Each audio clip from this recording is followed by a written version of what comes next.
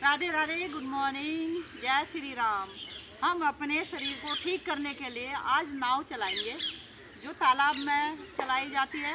और जब घूमने जाते हैं ना, बोट को चलाते हैं, नहीं वो नाव वाला घुमाता है ना, हमको इस तरह से घुमाएंगे नाव को।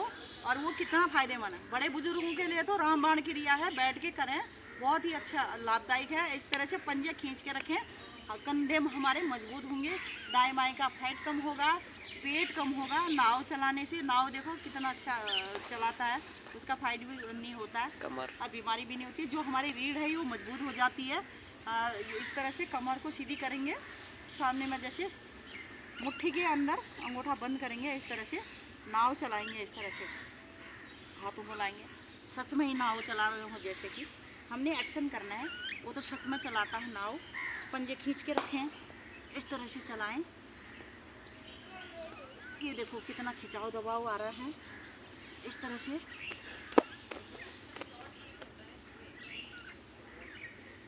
देखो। हम झूठे मूठे नाव चलाएंगे क्योंकि शरीर के लिए चलाना है, क्योंकि शरीर चलाने के लिए हमने झूठे मूठे नाव चलानी है, शरीर को स्वस्थ रखने के लिए। क्योंकि नाव आसन इसीलिए बनाया गया कि नाव चलाने वाले को कभी बीमारी नहीं होती है, वो उसकी नस नाड़ियाँ ठीक रहती हैं। रामचंद्र जी भी नाव में बैठ के गए थे, तो क्या था उनका नाम भैया, क्या था उनका नाम? केवट। केवट, केवट ने पार लगाया था नाव में बैठा के। इस तरह से देखो, उसने तो पता नहीं कितने जन्मों का पुण्य का पाप खत्म करा। वो तो बिठा नहीं रहा था, कहता पहले आपके चरण धोऊंगा। और क्या, देखो ये नाव आसन है। अब उल्टा नाव चलाएंगे, इस तरह से, इस तरह से 2 से 3 मिनट तक नाव चलाएं, इस तरह से बहुत फायदेमंद है बड़े बुजुर्गों के लिए। पंजे खींच के रखे हैं, इस तरह से चलाते रहें, शरीर भी चलता रहेगा, नस नाड़ियाँ चलती रहेंगी, बॉडी हमारी ठीक रहेगी, रीढ़ सही रहेगी, पूरी बॉडी में खिंचाव आता है। धीरे धीरे से चलाएंगे, क्षमता अनुसार चलाएंगे। बहुत ही लाभदायक आसन है नाव आसन, नौका आसन बोलते हैं, नाव आसन भी बोलते हैं। इस तरह से उल्टी सीधी चलाते रहें, इस तरह से बहुत ही फायदेमंद है ये। हमारे देखो कितना खिंचाव दबाव आता है, कितने लाभदायक आसन है। इस तरह से करेंगे तो हमारे बैठे बैठे बहुत सारी क्रिया हैं, बहुत सारी क्रिया ऐसी हैं कि हमारे शरीर स्वस्थ हो जाता है। इसलिए योगा में ये है कि जड़ से बीमारी ख़त्म हो जाती है।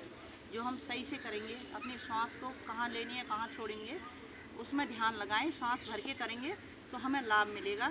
जब हम सांस भर के करेंगे, हमारा मुंह लाल हो जाता है, सांस हमारे अंदर में काम करती है और पसीना जैसा आ जाता है, हम तब वो हमारी सांस अंदर काम करती है। इसीलिए हमें फ़ायदा मिलता है, क्योंकि नस नाड़ियाँ जहाँ बंद होती है, ब्लॉकिंग खुलना शुरू हो जाती है, पूरे शरीर में ब्लॉकिंग खुल जाती है। जैसे कि हम हार्ट के लिए भी कराते हैं तो सांस रोक के कराते हैं, क्योंकि ब्लॉकिंग खुल जाती है। इस तरह से सांस रोक के करेंगे तो हमारा लाभ मिलेगा। बैठे बैठे ज़रूर करें।